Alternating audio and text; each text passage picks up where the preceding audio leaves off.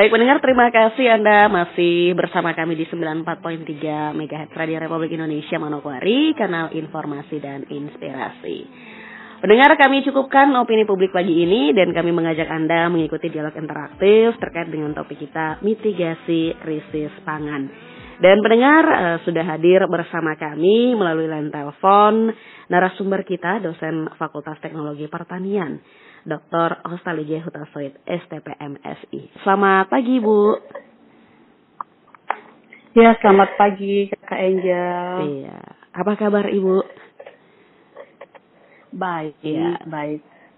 Baik. Kak Angel baik. Baik. Salam sehat ya, Ibu. Dan pendengar, ya, mungkin Ibu bisa menyapa pendengar kita pagi hari ini. Ya, selamat pagi untuk semua pendengar. Ini radio ya, Kak Angel? Radio Republik Indonesia. Selamat pagi untuk semua pendengar Radio Republik Indonesia, khususnya yang di Manokwari. Salam kenal dan salam sehat dari saya. Kiranya hari-hari ini dan seterusnya kita dilimpahi dengan kesehatan. Amin. Ya, itu aja Kakak Angel. Iya, Ibu, kita langsung saja ke topik kita terkait dengan mitigasi krisis pangan. Mungkin Ibu bisa menjelaskan terkait dengan topik kita. Silakan, Ibu. Oh iya, topik kita mitigasi krisis pangan ya, Kak Angel ya. Nah, kalau kita bicara mitigasi itu orang pasti langsung kepikirnya itu bencana gitu ya. Nah, bencananya terserah gitu ya. Bencananya apakah bencana alam, bencana mungkin termasuk krisis pangan, karena krisis pangan juga kan kita bisa kategorikan bencana gitu ya. Tapi mitigasi itu sendiri adalah serangkaian supaya untuk mengurangi resiko itu gitu. Jadi apa sih yang akan kita lakukan gitu ya untuk upaya kita menangani dalam hal ini adalah krisis pangan. Nah, kalau kita bicara tentang krisis pangan itu sendiri berarti terjadinya kekurangan, atau mungkin bukan, bisa juga kita nggak bilang kekurangan, tetapi kita mungkin cadangannya sudah tanda kutip kita wasar gitu ya. Sama lah kalau kayak di rumah misalkan kita ada 3 orang, beras tinggal 1 cupa, itu kan kita udah, aduh gimana nih, besok makan apa gitu ya, atau malam makan apa gitu ya, itu ada sedikit kekhawatiran. Nah, kira-kira kita ada di dalam posisi itu saat ini gitu ya. Nah, sekarang krisis pangan kita nggak hanya bicara skopnya Manokwari sebenarnya. Kalau kita bicara krisis pangan ini sekarang lagi melanda dunia. Cuman memang isu itu kan selalu istilahnya kalau digoreng baru orang ngeh gitu ya. Sebenarnya kita ini lagi nggak baik-baik saja gitu. Cuman karena isunya nggak dimunculin terus, jadi sepertinya kita merasa bahwa kita ini fine aja gitu ya. Sebenarnya enggak gitu. Nah, kalau kita ngelihat kenapa sampai kita kalau saya bilang bukan mau masuk krisis pangan, tapi kita sudah sementara berjalan gitu. Bahkan di Manokwari juga adalah, kita sebenarnya baru dapat terasa dampaknya, justru kita ini termasuk lambat gitu ya. Nah, kenapa kita lambat merasakan dampak? Karena yang pertama kita harus melihat Manokwari ini adalah jumlah penduduknya itu tidak sebanyak daerah-daerah lain. Misalkan kita bicara yang ekstrim lah, Pulau Jawa gitu ya. Nah, kalau Pulau Jawa itu kan banyak orangnya, artinya orang berkompetisi untuk dapat makanan itu jumlahnya banyak. Jadi begitu ada isu kecil aja itu langsung nyuat gitu. Kalau kita kan enggak ya, kita masih merasa wah kita ini aman-aman aja gitu. Tapi kesini kita mulai terasa. Sebenarnya bukan baru sekarang gitu ya. Saya berapa kali memang selalu sounding, kebetulan kan saya memang orang akademisi ya, saya dosen. Dan saya mengajar di Fakultas Teknologi Pertanian. Kalau saya masuk kelas, selalu saya ingat anak-anak di dalam kelas saya, kita loh ini nggak lagi baik-baik saja dalam kondisi pangan gitu ya. Nah, sekarang kita ngelihat apa sih penyebabnya? Sebelum kita mencapai, merangkai, mengupayakan tentang mitigasi krisis pangan ini, apa yang penyebabnya? Segala sesuatu ketika kita mau mengambil suatu upaya, kita harus tahu persoalannya apa dulu. Gitu ya. Jangan sampai salah kaprah gitu. Karena kan banyak orang bertindak tapi dia sebenarnya kurang paham, kurang tahu apa yang mau diselesaikan gitu ya. Karena ada banyak case yang nggak terselesaikan gitu ya.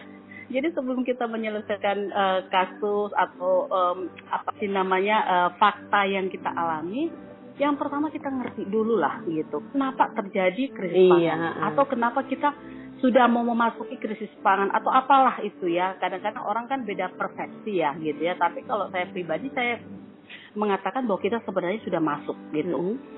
Nah, kenapa itu bisa terjadi? Nah, kita harus petakan dulu. Karena kalau kita nggak petakan, kita nggak akan dapat solusi gitu. Saya kasih perumpamaan seperti misalkan maling masuk ke rumah kita. Nah, ketika maling masuk di rumah kita kan bingung. Loh, ini maling kok bisa masuk? Gitu ya. Nah, kita pasti akan petakan, ini maling masuk dari mana? Dari jendela kah? Pintu yang dibobol kah? Plafon yang dibobol kah? Atau ada pintu yang tidak terkunci? Atau banyak hal-hal lain gitu ya. Nah, sama ketika kita mau menangani krisis pangan untuk khususnya kita daerah Manokwari, kita harus petakan apa sih yang menyebabkan krisis pangan.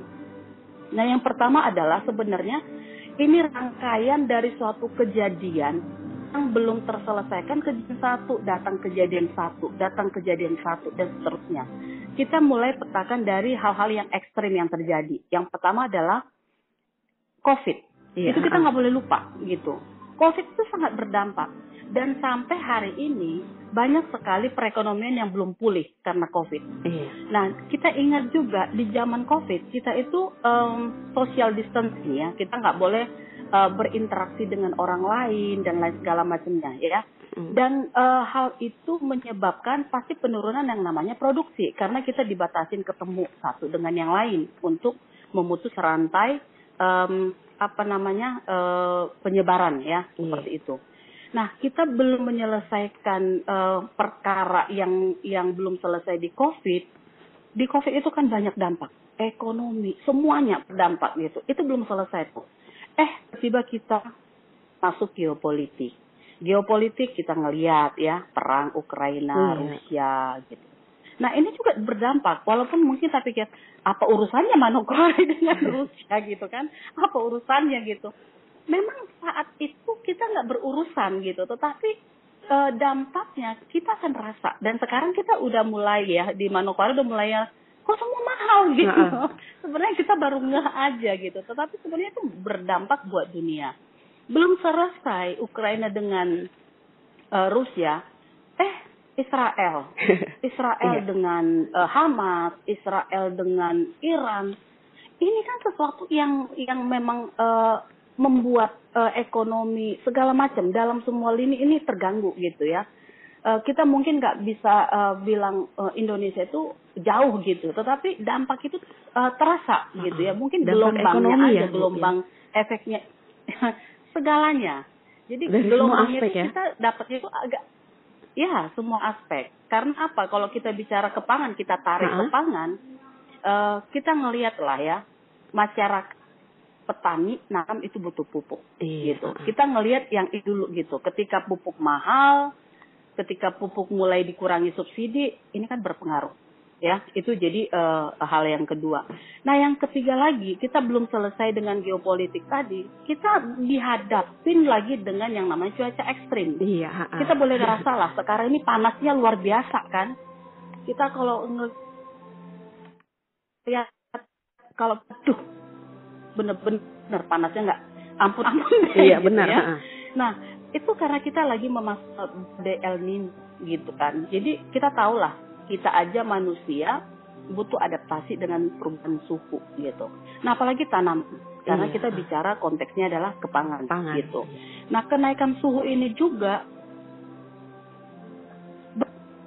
nah dari ekstrim cuaca ini kita sebenarnya belum siap untuk menanganinya gitu. Menangani dalam hal apa? Ketika ada satu perubahan, harus ada satu teknologi yang kita membuat kita bisa survive. Contoh misalkan saya ini kerja di dalam ruangan, cuaca panas sekali gitu ya. Tapi dengan adanya misalkan fasilitas ruang ber-AC, saya tetap bisa kerja produktif lah gitu ya, nggak perlu ngebas karena kepanasan gitu ya, kira-kira seperti itu ya. Artinya ada masalah tak ada solusi gitu. Tapi kita lihat waktu badai cuaca ekstrim ini datang, kita itu belum bisa satu teknologi beradaptasi untuk ngatasin. Teknologi dalam arti di sini kita bicara tentang ketahanan pangan, karena kita bicara tentang panen, tentang komoditi-komoditi yang kita makan gitu ya, makan minum gitu ya. Nah kita nggak ada teknologi yang kita langsung bisa ngelihat, oh biarin aja El Nino, kita kan punya teknologi yang lain tentang bercocok tanam, kira-kira seperti itu. Kita nggak punya itu gitu. Itu juga memperparah. Nah yang berikut adalah kita selama ini kurang mempersiapkan diri. Kita teringatlah satu pepatah tua yang mengatakan sedia payung sebelum hujan. Ya. Kan biasa tuh ya, kalau misalkan sudah musim hujan, pasti kita kalau kita naik motor, di dalam jok motor kita udah sedia misalkan mantel hujan gitu ya. Kalau misalkan kita misalkan naik kendaraan mobil, kita udah siapin payung gitu. Nah kita ini nggak menyediakan itu. Kita nggak memenuhi kriteria pepatah itu sedia payung sebelum hujan gitu. Karena rentetan tadi kita itu belum mempersiapkan diri untuk menghadapi situasi sekarang. Jadi memang kalau kita lihat ini case ini sudah sangat tumpang tindih gitu ya. Dan puji Tuhan, kita masih sebenarnya walaupun kita sudah masuk dalam krisis pangan, saya bilang masih cukup baik, ya. Artinya belum terjadi kekacauan karena kelangkaan pangan. Dan kita berharap jangan sampai ya, gitu. Nah, yang berikut adalah kita nggak sedia payung tadi yang saya maksudkan itu adalah kita selama ini kurang menanam keragaman pangan. Selama kan di benak kita makan 3 kali sehari, ya. Ini kita bicara yang normal mungkin. Angel mungkin enggak Bu, saya makan 2 kali, atau saya cuma makan sekali gitu. Tapi kita bicara yang normal lah ya. Orang makan 3 kali sehari. Di dalam benak kebanyakan orang makan 3 kali sehari itu makan apa?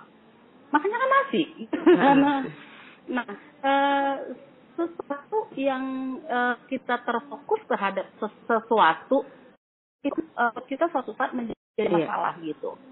Nah kita selama ini khusus saya bicara Papua ya. Papua itu menurut saya, sepengetahuan saya, dia survive zaman dulu, bukan beras.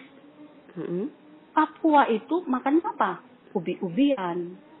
Dia makannya sagu gitu. Tapi kalau kita ngelihat sekarang, saya nggak yakin di setiap rumah orang yang ada di Papua itu makanan sagu tersedia. Pasti kita nasi, benar. Nah, ini menjadi penambah masalah gitu ya.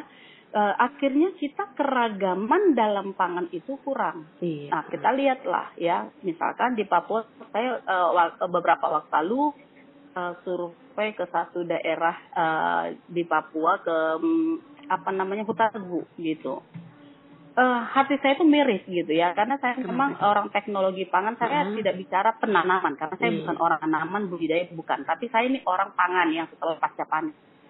Hati saya itu miris melihat ketika di hutan tebu ada sagu-sagu yang kering, nggak panen. Terus saya nanya, ini kenapa panen?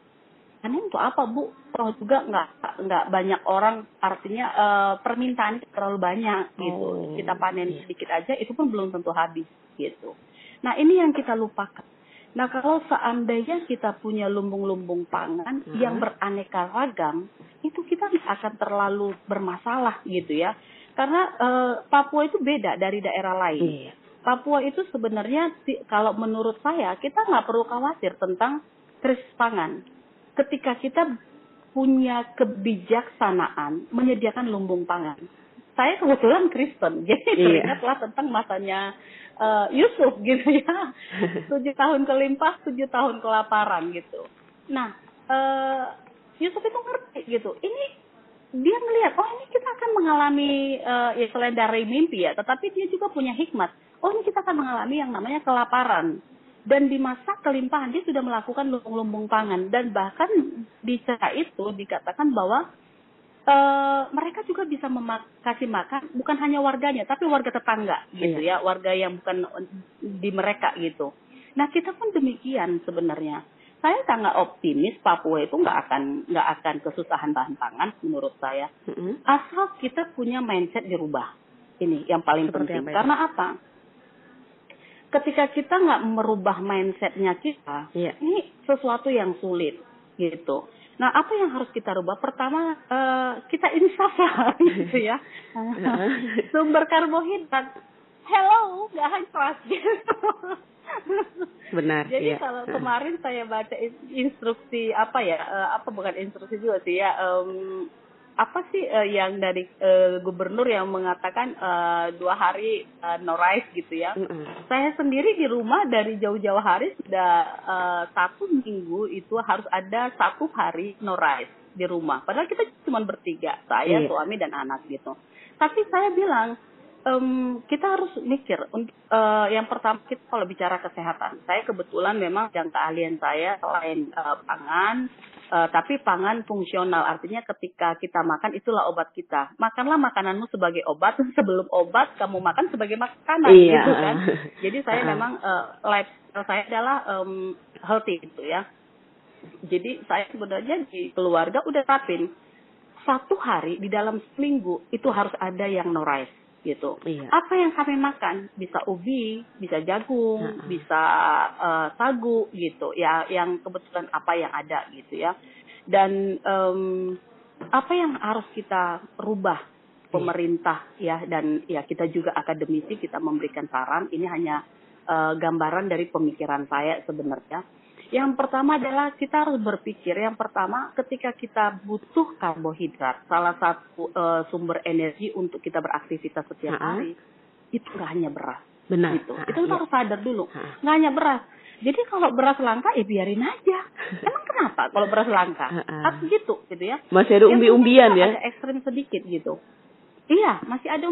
Kita punya sagu gitu loh. Ada banyak sagu yang nggak dipanen. Benar. Yang kedua adalah ada ubi-ubian. Kenapa? Gitu ya. Nah, yang kedua adalah kita harus selain kita berpikir yang seperti tadi bahwa sumber karbohidrat nggak hanya beras. Yang kedua, kita harus punya zaman gitu ya. Karena ada istilah anak sekarang.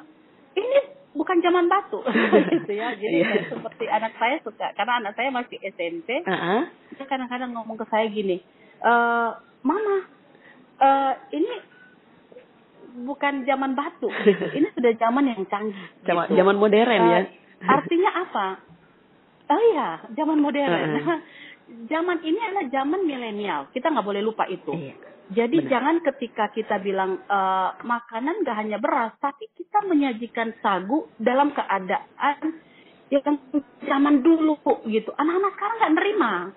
Jangan sediain ubi dengan cara zaman dulu gitu. Benar. Tetapi buatlah produk-produk yang dia harus memenuhi selera milenial. Gitu. Seperti apa itu? Ya termasuk kayak produk-produk milenial itu sebenarnya kita bisa ngelihat lah. Kita ngelihat habit anak-anak muda gitu. Jadi kita juga harus buka nih wawasan gitu ya. Anak-anak muda sekarang coba kalau tanya mereka, kira-kira tontonan yang paling banyak mereka tonton setiap hari apa? Coba Kakak Angel jawab dulu. Iya, mungkin di YouTube ya, ada juga mukbang, makanan-makanan gitu. Atau mungkin sinetron ya. Enggak, selain itu ya kalau anak-anak sekarang terhipnotis dengan Korea. Iya, demam Korea. Mereka itu kan saya sendiri jarang sih ya gitu. Kadang-kadang suka lewat di beranda saya iklannya, tapi nggak punya waktu lah nonton kayak gitu. Tapi kita bisa ngelihat trennya. Anak-anak milenial sekarang, mereka itu sudah nggak bisa kita batasin dengan paradigma berpikir kita yang dulu. Kita nggak boleh ngomong, mama lo dulu makan sagu itu papeda. Mama lo dulu makan ubi itu direbus, direbus, digoreng nggak bisa. Ya, tetapi kita ngikutin polanya milenial. Pola milenial itu apa? Mereka ngelihat misalkan istilah Korean itu yang mie itu ya kalau bahasa Inggris noodle ya, tapi kalau Korea bilang mie-nya itu apa? Lupa saya. Nah, kalau kita melihat gaya-gaya misalkan yang anak-anak milenial sekarang, mereka suka makan yang pertama fast food, makanan cepat. Iya. Nggak mau anak sekarang itu menunggu gitu. Coba Kak Angel aja lah masih di golongan muda. Ketika Kak Angel buka laptop, itu bootingnya lama. Kak Angel emosi nggak? Sangat. Emosi toh.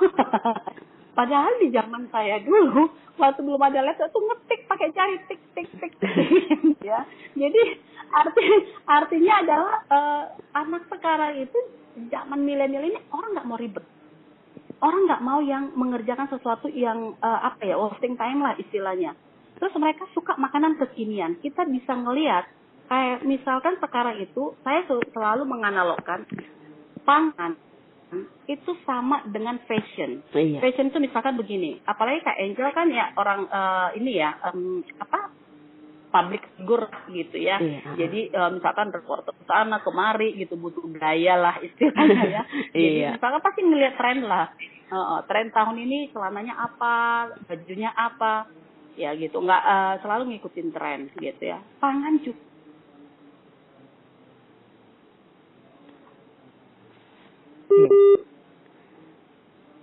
Ya, pendengar, hubungan kami dengan narasumber, kami masih tetap berhubungan dengan narasumber kita ya di pagi hari ini bersama dengan Ibu Dr.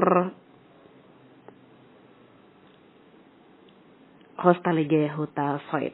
Dan pendengar yang ingin berinteraksi bersama kami nantikan di line telepon dan juga chat SMS di nomor ponsel 0823 1176 1145. Dan pendengar, sambil kita nantikan hubungan kita dengan narasumber kita dengarkan sebuah lagu berikut.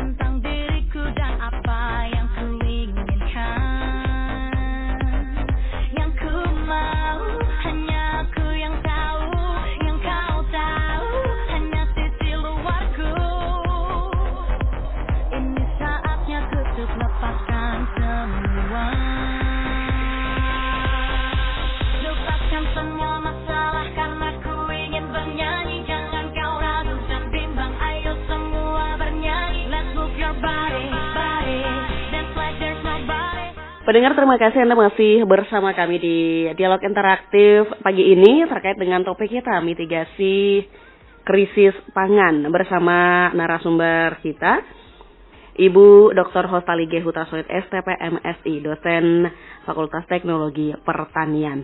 Kita sudah kembali terhubung dengan narasumber kita. Selamat siang, Ibu. Ya, selamat pagi. Ya, masih pagi kayaknya. Iya, masih pagi. Iya, Ibu mungkin bisa kita lanjutkan kembali ya. Tadi sempat terputus karena jaringan juga. Iya. Ya, silakan Ibu. Terkait dengan tadi ya, pangan juga bisa ikut tren ya Ibu ya. Iya.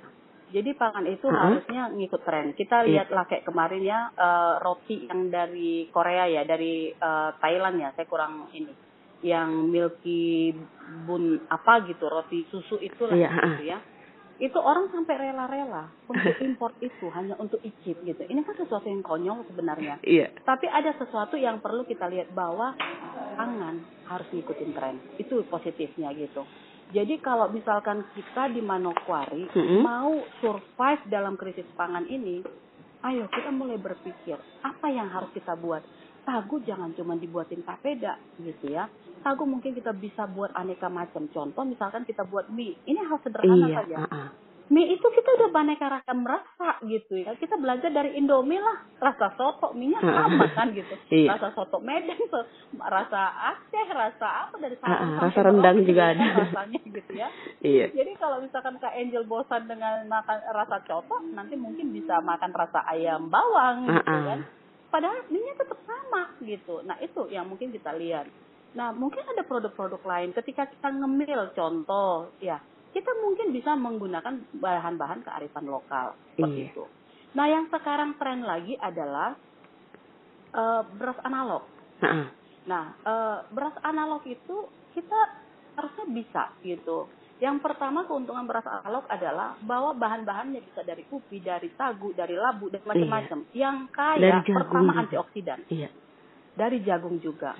Kita ini sekarang ini sejak COVID kemarin kaya, miskin, berilmu tinggi, yang nggak sekolah, sosial rendah, sosial tinggi ya. Kita tahu satu hal, bahwa orang takut mati. Iya, benar. Ya kan? Iya. Artinya apa? Sekarang ini orang sangat butuh yang namanya your food, your medicine. Ketika kamu makan, itulah obatmu. Nah, bayangin dalam krisis pangan ini kita punya banyak sekali yang namanya komoditi lokal. Itu kita buat produk-produk inovatif. Salah satunya misalkan beras analog. Iya. Kita ada banyak hasil penelitian bahwa beras analog yang ada kaya antioksidan itu bahkan bisa menyembuhkan kanker gitu. Kenapa enggak kita melakukan itu? Benar. Gitu. Saya yakin lah kalau Papua masalah duit nggak usah ditanya lah gitu. Kalau kita keluar dari Papua, kalau kita bilang kerja di Papua, orang udah membranding kita itu kayak mas lah. Iya. Padahal ya walaupun sebenarnya faktanya nggak gitu-gitu juga sih ya gitu ya. Ya karena saya orang akademisi ya gitu. Tetapi Papua itu sesuatu yang eksotik gitu. Ketika orang bicara Papua di luar itu sesuatu yang Papua apa gitu. Orang itu interest dengan Papua gitu. Artinya ya Papua ini sesuatu yang spesial sebenarnya. Dan kita ngelihat bahwa Tuhan itu memberikan hal-hal yang sangat luar biasa di Papua. Cuman kita ini belum bangun. Kita masih tidur gitu kan. Nah, itu keanekaragaman olahan itu gitu ya. Karena dengan keanekaragaman olahan ini kita nggak perlu takut lah kalau menurut saya krisis pangan. Nah, yang paling penting adalah kita membuat lumbung pangan. Nggak boleh nggak ada lumbung pangan. Saya pribadi kalau seandainya 3 bulan ke depan tidak ada beras, keluarga saya tetap survive. Kenapa? Karena saya dari jauh-jauh hari sudah buat lumbung pangan di rumah saya. Apa yang saya buat? Saya beli sagu dari Wasior waktu itu. Saya pesanin sekian tumang semampu saya untuk bekerja. Saya kerjain sendiri gitu. Saya keringin, saya buatin tepung gitu. Kalau seandainya tidak ada beras 3 bulan ke depan, saya nggak akan mati konyol. Karena apa? Sagu di dalam lumbung pangan saya di rumah itu bisa membuat kami bertahan 3 bulan. Sagunya bisa saya buatin papeda, bisa dibuatin kue, bisa dibuatin mie, bisa macem-macem gitu. Nah ini yang harus kita buat. Nah bagaimana caranya? Ya kan? Kalau kita bicara, oh ya kita punya goal itu kita harus punya lumbung pangan lah. Secara globalnya begitu. Gimana caranya? Yang pertama adalah pemerintah harus memetakan dulu. Daerah ini apa yang mereka punya. Karena kita tahu misalkan contoh, kalau kita bicara sayur-sayuran, buah-buahan pasti itu di daerah yang dingin, misalkan seperti Anggi, mereka kaya tuh, ya kan? Jangan berharap tanaman yang nggak bisa tumbuh di Anggi yang kita gitu ya. Jadi artinya pemerintah harus petakan, oh daerah A dia kearifan lokalnya yang survive adalah tanah ini. Di daerah B tanaman ini dan seterusnya. Nah itu yang dikelola supaya apa? Energi pemerintah itu nggak banyak gitu. Jadi nggak usah melakukan sesuatu yang menurut saya itu buang waktu. Iya benar. Kadang kita ngelihat ada kebijakan misalkan instruksi tanam ini gitu. Padahal tanahnya nggak cocok gitu ya. Jadi ini juga harus kita eliminasi hal-hal yang bisa membuang anggaran, membuang waktu. Membuat kegagalan gitu ya. Jadi itu harus dipetakan dulu. Saya yakin ahli-ahli budidaya kita punya lah di Papua. Saya yakin di budidaya mereka orang-orang yang luar biasa gitu. Nah ini pemerintah harus petakan dulu gitu. Karena dengan pemetaan kita akan tahu kekuatan kita. Sama lah kalau misalkan Kak Angel mau perang nih. Misal Kak Angel mau perang. Iya. Kak Angel kan udah tahu tuh, harus pesan dulu musuh saya ini dia punya senjata jenis apa. Mereka berapa banyak, berapa luas daerah mereka. Ya Kak Angel nggak boleh pergi perang konyol-konyol, nggak bawa apa-apa, ya mati Kak Angel gitu ya. Iya benar. Kita harus petakan dulu gitu. Nah dengan kita memetakan, kita akan tahu, oh ya saya ternyata harus butuh amunisi seperti ini. Amunisi ini bicara tentang orang-orang yang berpikir apa akan dilakukan, gitu. Jadi memang untuk menangani krisis pangan ini nggak bisa single fighter. Ini harus kolaborasi. Sekarang nggak zamannya lagi saya hebat, tetapi ayo kita sama-sama hebat. Itu konsepnya. Kita nggak mampu untuk berkolaborasi, bergandengan tangan, percayalah, kita akan masuk masa-masa yang sangat sulit, yang membuat kita ini akan sangat susah. Tapi ketika kita bergandengan tangan, berkolaborasi, saya yakin krisis pangan apapun nanti dunia, benar, iya. Saya yakin kita di Papua tetap survive. Itu aja Kak Angel yang bisa saya jelaskan. Kepanjangan ya Kak Angel ya. Iya. Mungkin ada contoh ya keberhasilan mitigasi krisis pangan yang mungkin bisa Ibu bagikan ya kepada masyarakat yang ada di Kota Manokwari. Saya kebetulan Kak Angel belum ada melihat kalau kita bilang keberhasilannya. Artinya gini, ketika kita bilang keberhasilan itu ukurannya apa gitu ya, karena kita bicara mitigasi itu adalah upaya, serangkaian upaya ya untuk kita mengurangi risiko bencana gitu ya. Dalam di sini bencananya adalah krisis pangan gitu ya. Nah, yang kalau kita bilang berhasil ketika kita misalkan nih Papua kita berhasil nih mitigasi krisis pangan. Dari mana ukurannya? Oh iya, masyarakat saya nggak ada yang ngeluh tuh susah bahan pangan. Masyarakat saya nggak ada yang ngeluh. Mereka mereka intinya mereka semua bisa survive beli bahan makanan yang layak. Ini kita bicara yang layak loh ya Kak Angel. Bukan yang hanya kita makan kenyang, enggak gitu. Tetapi makan yang layak, ada gizinya, ada segala macamnya gitu ya. Nah, yang saya lihat adalah di seluruh Indonesia hanya beberapa daerah, mungkin salah satunya Jawa Timur. Jawa Timur itu dia termasuk yang menyokong daerah-daerah sekitarnya untuk suplai bahan makanan. Karena mereka punya daerah pertanian yang bagus, mereka juga punya teknologi untuk pengolahan. Ya, kebetulan saya lama di Jawa Timur dan saya ngelihat dari seluruh Indonesia yang benar-benar saya lihat survive itu ya Jawa Timur. Jawa Timur ya. Malang, Batu itu ya, karena mereka kan daerah pertanian. Dan mereka itu berhasil dalam melewati krisis pangan, iklim ya. Ya, termasuk krisis perubahan iklim. Mereka mulai membuat tanaman itu nggak hanya di ditanam di tanah gitu, tapi mereka membuat metode-metode penanaman yang lain seperti itu ya. Jadi mereka juga bisa memanfaatkan lahan yang sudah mulai menyempit dengan penanaman model-model baru kayak seperti itu. Itu menurut saya mereka cukup survive dan mereka juga masih bisa beri ya untuk daerah yang di luar daerah mereka, masih mereka bisa menyokong bahan pangan gitu. Jadi kalau dibilang secara benar-benar ekstrim itu saya rasa belum ya.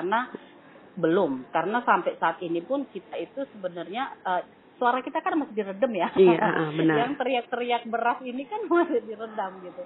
Kalau misalkan dikasih kebebasan publik berbicara yang kondisi pangan sekarang, wah kita bisa rusuh. Iya ya, mungkin banyak sekali ya keluhan-keluhan dari masyarakat. Iya, pasti. Karena ya Kak Angel orang ini lapang ya, pasti Kak Angel lebih banyak tahu lah dari saya. Gitu. Apalagi kalau saya cuma ada di ruangan yang cuman berapa meter kali berapa meter ini, beda lah pengalaman dengan Kak Angel yang sudah melanglang buana di masyarakat dan lain segala macamnya. Saya rasa Kak Angel lebih banyak tahu lah tentang itu. Baik, mungkin Ibu dari teknologi pertanian modern ya yang tadi Ibu sudah berbicara, dapat mungkin bagaimana ya dari teknologi pertanian modern dapat membantu meningkatkan ketahanan pangan. Mungkin Ibu bisa jelaskan. Ya. Silakan Ibu. pengolahan pangan secara modern ya. Uh-huh. Artinya kita sebenarnya bicara terhadap lumbung pangan ya. Iya. Nah, yang pertama adalah kita harus melihat zaman ini, zaman milenial ini habitnya orang bagaimana. Mm-mm. Karena kita mengalami yang namanya perubahan. Benar, Ya, perubahan gaya hidup gitu ya. Gaya hidup ini jangan dibayangin hanya seperti sesuatu yang gaya gitu ya, bukan. Tapi ini gaya hidup yang benar-benar sangat berubah sekali, berubah drastis ya gitu. Nah, yang pertama kita lihat adalah orang sekarang maunya adalah segala sesuatu itu instan. Instan, benar. Iya. Yang kedua, orang sekarang itu nggak mau capek gitu loh. Iya. Ya, beda dengan dulu gitu ya. Saya kalau ngelihat generasi di saya dengan generasi anak-anak sekarang itu jauh gitu. Nah, saya yang dulu diajarin yang dari keluarga yang totok romonya gitu ya, itu dengan anak sekarang ini, waduh, tepok sidat. Gitu Iya, ya. benar. Ya. Karena kalau dulu itu kan kita itu hormat ke orang yang lebih tua itu seperti ke dewa gitu. Iya, benar. Gitu ya. Sekarang ini enggak gitu. Nah, dengan saya hidup di dua generasi yang berbeda, yang pertama saya harus berubah. Benar. Karena saya nggak bisa paksakan zaman milenial ini mereka berubah mengikuti saya. Itu nggak bisa. Iya. Yang ada kita akan bentrok gitu. Tetapi saya yang harus merubah. Nah, prinsip itu kita harus bawa ke dalam prinsip pangan. Nah, artinya apa? Kita ngelihat orang sekarang tidak mau repot masak lama-lama di dapur. Yang kedua adalah kita ngelihat bahwa kita ini sekarang ini terjadi yang namanya krisis gitu, krisis pangan. Pangan kita itu mulai terbatas gitulah ya. Nah, bagaimana supaya pangan yang terbatas ini kita kelola, jangan sampai ada yang terbuang. Nah, contoh satu adalah seperti saya ya, kalau saya belanja ke pasar, saya sebenarnya sibuk sekali sih enggak ya. Tapi dibilang enggak sibuk ya enggak juga gitu. Tetapi adalah ketika saya belanja di pasar, ada kadangkala bahan yang saya beli itu terbuang. Kenapa terbuang? Karena nggak sempat olah gitu. Misalkan saya beli tomat sekilo, ternyata nggak keburu kepake gitu. Akhirnya ada yang terbuang. Nah, ini kan busuk, ya. sesuatu yang kerugian ya. Bayangin kalau ada di Manokwari ini ada sekian ratus orang seperti saya. Kak Angel bisa bayangin berapa banyak tomat yang terbuang. Itu satu. Nah, yang kedua, ketika masak. Misalkan saya ibu rumah tangga nih. Saya masak nih pagi-pagi. Waktu saya masak, itu saya pakai air kan. Bersihin, pakai bumbu, pakai ini, pakai itu. Ternyata saya sendiri nggak sempat makan. Karena misalkan ada kesibukan dan lain segala macamnya. Akhirnya kalau kita hitung yang terbuang, air, bumbu, energi, gas yang kita pakai dan segala macamnya. Kalau ada 100 orang aja seperti saya, kayaknya bisa hitung tuh berapa yang terbuang. Nah, dari situ kita bisa menggunakan yang namanya teknologi atau apalah ya, sajian yang kita bisa buat sajian cepat gitu. Nah, kalau kayak seperti saya Kak Angel di kantor, di ruangan saya selalu ada stok tepung sagu. Tepung sagu. Jadi ketika saya lapar tinggal saya ambil tepung sagunya 3 atau 4 sendok, saya panasin air karena di kantor selalu ada pemanas. Saya tinggal siram air panas. Sagu itu kan hanya air panas ya gitu. Kita tinggal obok-obok pakai sendok, nggak perlu pakai apa tuh ya. Kalau orang buat sagu itu yang pakai kayu-kayu yang besar tuh nggak perlu karena cuma 3-4 sendok untuk saya. Hanya disiram 2 menit, 1 menit selesai. Ya kan? Nah, ya kayak seperti itu. Nah, sekarang sebenarnya banyak sekali teknologi ya. Kita tinggal peruntukan ini makanan mau dimakan kapan. Benar. Kalau misalkan ini menjadi lumbung pangan, kita keringkan, teknologi pengeringan. Ya kita lihat beras. Kenapa beras bisa awet berbulan-bulan, mungkin bahkan bertahun? Karena teknologi pengeringan. Kalau berasnya nggak benar-benar kering, disimpan di lumbung pangan, ya berulat, ya busuk dan lain segala macamnya. Nah, teknologi pengeringan ini sebenarnya bukan sekarang aja, dari zaman dulu udah dipakai nenek moyang kita. Sudah ketika ada, mereka nyetok membuat lumbung pangan. Mereka semuanya dengan teknologi pengeringan. Sekarang mah enak. Zaman udah canggih. Kalau misalkan musim hujan gimana dong? kita bisa punya mesin-mesin. Kalau dulu mereka cuma ngandalin matahari. Dan mereka survive gitu. Terus kenapa kita sekarang nggak survive? Gitu kan, pertanyaannya di situ kan gitu. Nah, yang kedua adalah kita bisa buat produk-produk siap saji sebenarnya. Jadi teknologi sekarang banyak. Ada bahkan teknologi yang terbaru adalah sudah ada sekitar berapa negara, saya lupa, yang mengadopsi ini, yang namanya adalah ready to eat. Kak Angel pernah dengar ready to eat? Jarang ya, itu apa itu Ibu? Kayaknya saya juga penasaran nih. Ready to eat itu berbeda dengan makanan instan. Makanan instan, kita ambil contoh misalkan Indomie. Kak Angel nih lapar pagi-pagi. Aduh, mau wawancara, mau masak steak kayaknya kelamaan. Gitu kira-kira ya.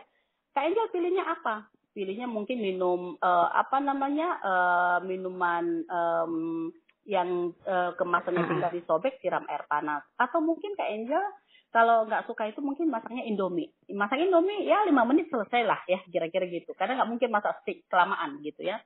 Nah, makanan ready to eat berbeda dengan makanan instan. Instan kita perlu waktu untuk menyajikan. Tapi ready to eat itu artinya siap untuk kita makan. Nah, gimana caranya? Makanan ini sudah dimasak, sudah layak makan. Tinggal kemasan kita robek, masukkan di piring, di mangkok, makan, selesai. Ini sesuatu yang perlu kita pikirkan juga gitu. Apakah teknologinya harus teknologi canggih-canggih amat? Enggak juga. Yang penting ngerti prinsip. Itu yang saya bilang tadi awal, bahwa ketika kita mau survive di dalam krisis pangan ini, kita harus bergandengan tangan. Tidak bisa sendiri-sendiri. Saya pun misalkan saya punya ilmu, ketika saya tidak masuk di dalam sistem, saya nggak bisa berbuat apa-apa. Gitu. Jadi itu yang harus dipikirkan.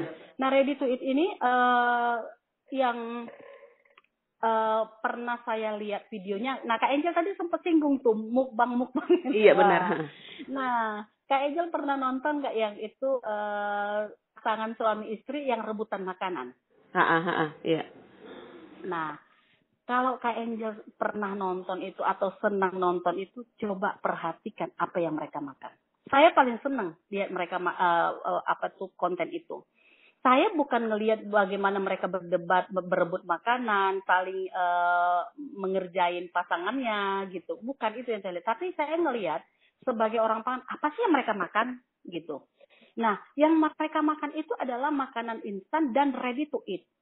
Nah, kita ini bisa membuat ready to eat. Ya, kayak seperti Kak Angel mungkin habis ngomong-ngomong dengan saya, mungkin Kak Angel ada tugas-tugas yang lain. Nggak sempat, karena instan pun nggak sempat buat gitu. Karena masak Indomie butuh 5 menit. Kak Angel nggak sempat, makanya 5 menit, 10 menit masih waktu nggak bisa gitu. Kak Angel mungkin butuh makanan yang ready to eat. Dimanapun Kak Angel pergi, makanannya tinggal disobek, makan kan. Kita butuh itu gitu. Apakah kita bisa membuat itu? Oh, sangat bisa. Apakah kita punya bahan untuk itu? Oh, sangat banyak. Gitu. Jadi tinggal sebenarnya keseriusan kita sih kalau menurut saya. Itu aja sih Kak Angel yang bisa untuk teknologi-teknologi yang ini, dan teknologi terus berubah gitu ya.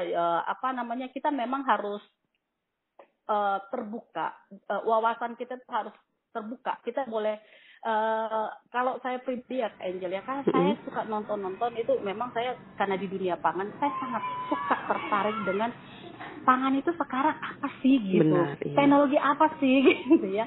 Saya tertarik dengan itu, dan saya juga melihat negara-negara tangga kita gimana mereka pengolahan segala macamnya. Dan ready to eat ini juga nanti mengatasi jangan pakai Angel tentang kita juga salah kan yang namanya stunting. Jadi kita nggak boleh fokus. Jadi kita jangan fokusnya di krisis pangan sih. Benar. Generasi kita menggantikan kita. Ini nanti akan juga. Saya juga demikian. Nah, gimana anak-anak kita, generasi kita, mereka bisa meneruskan mempertahankan bangsa ini? Iya. Bagaimana tuh? Nah, salah satunya adalah makanan. Benar. Nah, kalau makanannya nggak bergizi, gimana mereka bisa tumbuh kembang dengan baik? Nah, ready to eat ini memungkinkan karena apa? Dengan teknologi yang baik, ready to eat itu bisa disimpan yang pertama di suhu ruang. Kita nggak perlu kulkas, nggak perlu freezer.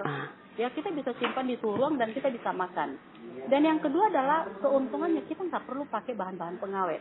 Saya termasuk orang yang walaupun saya pengolahan pangan, saya paling tidak mengutamakan pilihan untuk yang namanya pengawet, pewarna, pemanis. Saya selalu menghindari hal-hal itu gitu. Dan teknologi sekarang banyak sekali yang bisa kita gunakan untuk kita menghindari yang namanya pewarna, pengawet. Itu sangat berbahaya dan untuk kita ya. Macamnya ya. Iya, untuk healthy. Dan saya selalu membranding diri saya itu setiap produk yang saya keluarin, saya punya banyak produk ya Kak Angel ya.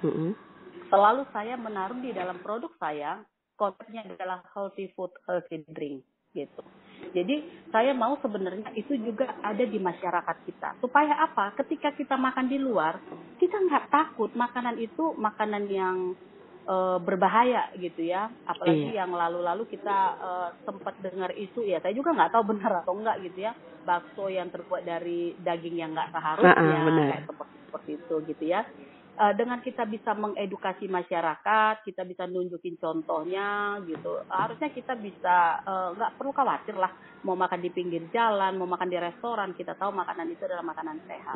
Itu impian saya sebagai orang pangan sih sampai sejauh itu ya Kak Angel ya. Saya pingin ketika saya makan di pinggiran jalan, ketika saya lewat karena saya lapar, saya nggak perlu khawatir. Kalau sekarang kan enggak ya. Orang ketika makan dia harus melihat ini mereknya apa, restorannya gitu ya, karena mereka tahu di restoran ini nggak mungkin menggunakan daging yang nggak pantas gitu ya. Nah jadi itu mungkin juga harus kita pikirkan ke depannya. Terus juga anak-anak kita juga mendapatkan asupan yang baik gitu. Jadi selain kita bicara krisis pangan, tapi itu sepaket sebenarnya ketika kita membuat teknologinya, membuat lumbung pangan, tapi kita tidak boleh melupakan bahwa makanan harus tetap bergizi. Itu saja Kak Angel. Iya. Dari segi Fakultas Pertanian, apakah sudah ada penyuluhan ke masyarakat-masyarakat yang ada di Kota Manokwari terkait hal ini? Kalau itu saya kurang tahu Kak Angel ya. Kebetulan saya ini saya baru pulang studi itu 2 tahun lalu ya. Sebenarnya saya selesai tahun 2020. Saya ngambil doktoral saya. Karena pandemi, jadi kita ngajar online.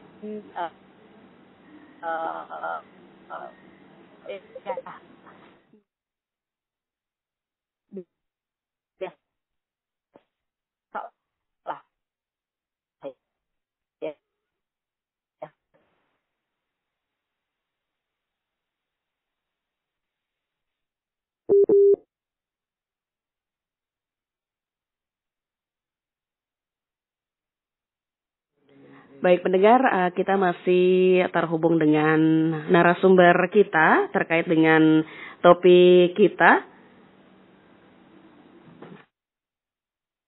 mitigasi krisis pangan, bersama dengan Ibu Dr. Hostalige Hutasoet STP MSI, dosen Fakultas Teknologi Pertanian. Ya pendengar, sangat bermanfaat ya informasi dan juga ilmu tentang teknologi modern dari narasumber kita. Dan pendengar, kami masih nantikan Anda yang ingin berinteraksi bersama kami di dialog interaktif ini. Baik pendengar, kita sudah terhubung kembali dengan narasumber kita, Ibu Dr. Hostalige Hutasoet STP MSI, dosen Fakultas Teknologi Pertanian. Ibu, sangat bermanfaat ya penjelasan dari Ibu ya untuk saya dan juga masyarakat Manokwari ya terkait dengan mitigasi krisis pangan dan juga upaya-upaya ya untuk mengurangi atau ya krisis pangan ini. Dan Ibu, kita masih ingin banyak ya mendengarkan penjelasan dari Ibu ya terkait topik kita, tapi waktu juga yang memisahkan kita. Mungkin ada statement akhir dari Ibu untuk kita di Manokwari terkait dengan krisis pangan ini. Silakan Ibu. Oke, Kak Angel, kalau kita ngelihat situasi sekarang ya, kita memang harus tetap optimis yang pertama ya, karena kalau kita kehilangan optimis itu sudah sudah repot ya gitu ya. Karena memang apapun badainya, yang penting yang pertama adalah kita optimis dulu gitu, bahwa kita akan bisa melewati badai ini dengan baik. Benar. Kita akan survive gitu ya. Nah, setelah kita optimis, kita harus juga berpikir apa yang akan saya lakukan. Nah, saya rasa ini bukan hanya tugas pemerintah ya, tapi kita semua bergandengan tangan ya. Masyarakat nggak bisa hanya mengatakan kami lapar, kami butuh makan, enggak gitu. Tetapi justru masyarakat itu yang harus bisa mensurvivekan dirinya. Saya butuh makan, saya harus punya lumbung pangan. Benar. Nah, gimana saya bisa punya lumbung pangan? Yang pertama, apa yang ada padamu? Kamu punya lahan mungkin ada di halaman rumah sekian, mungkin cuma berapa meter. Tanamin. Setelah ditanamin, panen, dikeringkan, buat lumbung panganmu. Ya. Kalau yang punya lahan lebih luas, lebih baik lagi. Kalau misalkan, Bu, saya nggak punya lahan gimana? Oh, banyak cara menuju Roma. Benar. Gitu ya. Dengan polybag, dengan botol-botol bekas, daripada merusak lingkungan, kenapa nggak dibuatin tanaman? Di pot ditanami seperti itu. Gitu. Nah, yang berikutnya adalah ya kita bisa memanfaatkan apa yang kita miliki. Terlalu naif kalau saya bilang kalau Papua nggak punya duit. Papua sangat kaya. Nah, kekayaan kita ini gimana kita pakai untuk persiapan kita tetap survive menghadapi hari-hari ke depan. Itu aja sih yang bisa saya bantu Kak Angel, yang saya bisa boleh jelaskan. Dan saya berharap kita semua lah ya, kita semua nggak ada yang terutama dan yang tidak utama gitu. Kita semua ini terutama. Bagaimana kita semua sehati, sepikir, dan saya yakin ketika kita punya visi yang sama, kita pasti akan bisa survive. Itu aja Kak Angel yang bisa saya sharingkan. Baik, terima kasih Ibu penjelasan terkait dengan mitigasi krisis pangan ya. Mungkin di lain kesempatan kita dapat bertemu kembali ya, tentunya di program 1. Terima kasih Ibu waktunya bersama kami. Dan pendengar, terima kasih Anda masih bersama kami di Dialog Interaktif untuk topik pagi ini, mitigasi krisis pangan. Baik pendengar, kita akan berjumpa di Dialog Interaktif di lain kesempatan tentunya dengan topik yang berbeda. Selamat pagi.